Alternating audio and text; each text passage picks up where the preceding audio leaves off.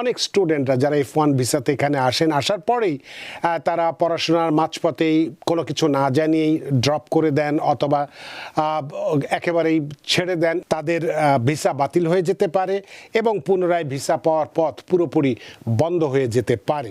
On campus 20 ঘন্টা কাজ ছাড়া বাইরে আপনি কাজ করেন এবং সামারে পারমিশন নিয়ে আপনি বাইরে কাজ করতে পারবেন। তাছাড়া যদি আপনি অননুমোদিত কাজ করেন, আপনার স্টুডেন্টশিপ নাই।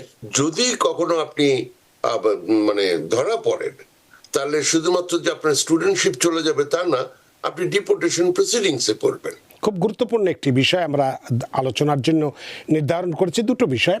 তার প্রথমটি হচ্ছে যেটা আমরা বললাম যে আমেরিকান এমবাসি ঢাকা গত 19 তারিখ অর্থাৎ রোববারে একটি নোটিশ জারি করেছে, গুরুত্বপূর্ণ নোটিশ জারি করেছে যে এদেশে অনেক স্টুডেন্টরা যারা F1 ভিসাতে এখানে আসেন, আসার পরেই তারা পড়াশোনার মাঝপথেই কোনো কিছু না জানিয়েই ড্রপ করে দেন অথবা একেবারেই ছেড়ে দেন ইত্যাদি ইত্যাদি ইত্যাদি। এই ধরনের স্টুডেন্টদের জন্য যে কথাটি বলা হয়েছে যে তাদের ভিসা বাতিল হয়ে যেতে পারে এবং পুনরায় ভিসা পাওয়ার পথ পুরোপুরি বন্ধ হয়ে যেতে পারে। এই বিষয়টি আপনার কাছ থেকে একটু জানতে চাইব যে যুক্তরাষ্ট্রে বা আমেরিকায় এই স্টুডেন্ট ভিসা যেটা F1 ভিসা নিয়ে পড়তে গিয়ে স্ট্যাটাস মেনটেন আসলে কিভাবে করা যায়? ধন্যবাদ। আপনি আমাকে আমার নিজের জীবনের কাহিনী মনে করিয়ে দিলেন।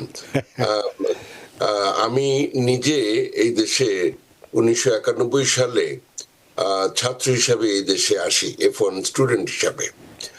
তো ফলে এটা একটা মানে যাই হোক, তো এখন কথাটা হচ্ছে যে এই যে সতর্কবাণীটা দেয়া হয়েছে, এটা আলাদাভাবে দেওয়ার কোনো প্রয়োজন ছিল না, কারণ মানুষ এটা জানার কথা। এটা মানে আমি যে কথাটা প্রায়ই বলি, যুগ যুগ ধরে, হ্যাঁ আসলেই যুগ যুগ ধরে এই আইন এরকমই ছিল, এটা নতুন কোনো ব্যাপার না। আপনি যদি এখানে পড়াশোনা করতে আসেন F1 স্টুডেন্ট হিসেবে, আপনাকে এখানে ফুল টাইম স্টুডেন্ট হিসেবে থাকতে হবে। এবং আপনি যদি মানে কোনো সেমিস্টারে অফ নেন, হ্যাঁ সেখানে আপনার ওই কোনো ব্রেক যদি হয়, ফুল টাইম স্টুডেন্ট ছাড়া কোনো ব্যাপার, আপনার যে F1 স্টুডেন্টশিপ চলে যাওয়ার কথা, নাম্বার 1।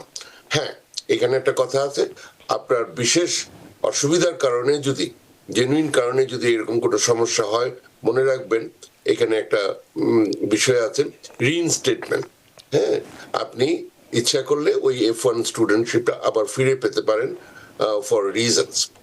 হ্যাভিং সেড দ্যাট, আর কিছু কথা, যেই কথাগুলো বলা হলো যে আপনি যদি এখানে পড়াশোনাকালীন সময়ে যে অন ক্যাম্পাস 20 ঘন্টা কাজ ছাড়া বাইরে আপনি কাজ করেন এবং সামারে পারমিশন নিয়ে আপনি বাইরে কাজ করতে পারবেন, তাছাড়া যদি আপনি অননুমোদিত কাজ করেন, আপনার স্টুডেন্টশিপ নাই। এটা ওই পেতে হবে না, খুঁজে পেতে হবে না ইত্যাদি, আপনি জেনে নেবেন যে আপনার স্টুডেন্টশিপ নাই।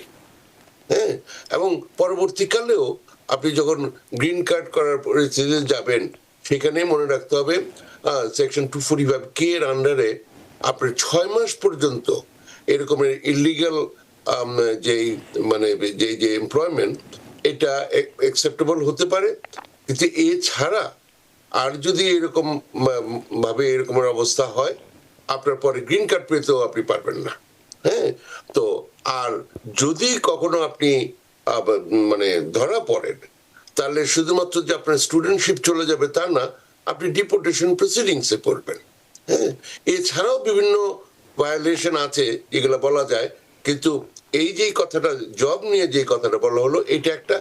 আরেকটা জিনিস আপনি মনে রাখবেন যে ভিসা ব্যাপারটা ইটস নট অ্যান এন্টাইটেলমেন্ট। আপনি যদি আমেরিকার স্বার্থের পরিপন্থী কার্যক্রমে জড়িত থাকেন, তাহলেও, যেমন এই কিছুদিন আগে এর মধ্যে ইভেন জাজদের চাকরি চলে গেছে।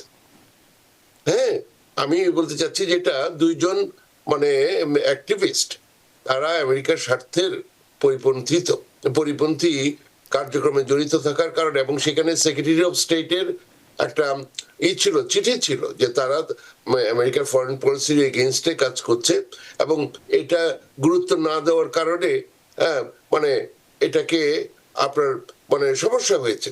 সুতরাং আপনারা যারা এখানে পড়াশোনা করছেন বা করতে আসতে চাচ্ছেন, এই বিষয়গুলো আপনি যদি এখানে আপনার সাথে আপনার পছন্দ না হয়, হ্যাঁ, আপনার মতের মিল না হয়, আরো অন্য দেশ আছে, হ্যাঁ, সেখানে আপনি যেতে পারেন।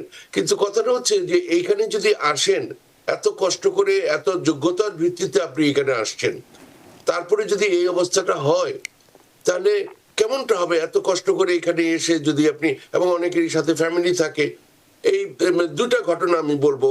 একটা হচ্ছে এই রিসেন্টলি একজন ছাত্রকে ডিটেনশনে নিয়ে যাওয়া হয়েছে, তার এখানে ফ্যামিলি আছে, তারপরে ওই ডিটেনশনের অত্যাচার সহ্য না করতে পারে উনি চলে গেছেন।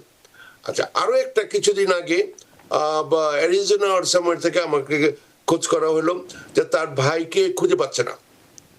উনি পিএইচডি স্টুডেন্ট, চিন্তা করেন, খুঁজে পাচ্ছে না, এবং এর আগে থেকেই পড়ছিলেন, দেশে গিয়ে বউ বাচ্চা নিয়ে আসছেন, হ্যাঁ, তো নিয়ে আসছেন, তারপরে আর ওনাকে খুঁজে পাওয়া যাচ্ছে না, যে মানে এসে পৌঁছালেন কিনা, কি হলো, কি ব্যাপার। ওই যে আমি বললাম ভিসাটা হচ্ছে আপনার বর্ডারে আসা পর্যন্ত, তারপরে যখন বর্ডারে আসলো ওনার অ্যাসিস্ট্যান্টশিপ ছিল না, ফিনান্সিয়াল অ্যাসিস্ট্যান্ট, যে সময় স্কলারশিপ বা ইত্যাদি ছিল না। তো ওইখানে নিশ্চয়ই প্রশ্ন হয়েছে যে আপনার যদি ওইটা না থাকে, আপনি বউ বাচ্চা নিয়ে আপনি এখানে চলবেন কিভাবে? তার মানেই আপনি বাইরে কাজ টাজ করবেন, হ্যাঁ। এই যে ফিলিংটা, they have to feel that way, ওনাকে ওইখান থেকে পাঠিয়ে দেওয়া হয়েছে। তো এই যে ব্যাপারগুলো, এগুলা মানে, হ্যাঁ, আমার কাছে হয়তো নতুন না, আপনার কাছে মানে যিনি দর্শক যদি দেখছেন ওনার কাছে নতুন, কিন্তু কাইন্ডলি মনে রাখবেন এই ধরনের সিচুয়েশন গুলো থেকে একটু সাবধান থাকতে হবে, না হলে সমস্যা হয়ে যাবে। হ্যাঁ, আপনি এখানে ইলিগাল হয়ে গেলেও বিভিন্ন ধরনের পন্থা আছে হয়তো আপনার এখানে, তারপরও এখানে সামহাউ লিগালাইজ করার। কিন্তু কথা হচ্ছে ওই যে প্রশ্নটা হচ্ছে ওই স্টুডেন্ট ভিসাটা থাকবে কিনা, হ্যাঁ, আপনি লিগালি মানে ওই অবস্থাটা রাখতে পারবেন কিনা নিজেকে ওই স্ট্যাটাসে, ওইটা নিয়ে যেহেতু প্রশ্ন আছে, এই ব্যাপারগুলো কাইন্ডলি একটু খেয়াল রাখবেন। ধন্যবাদ।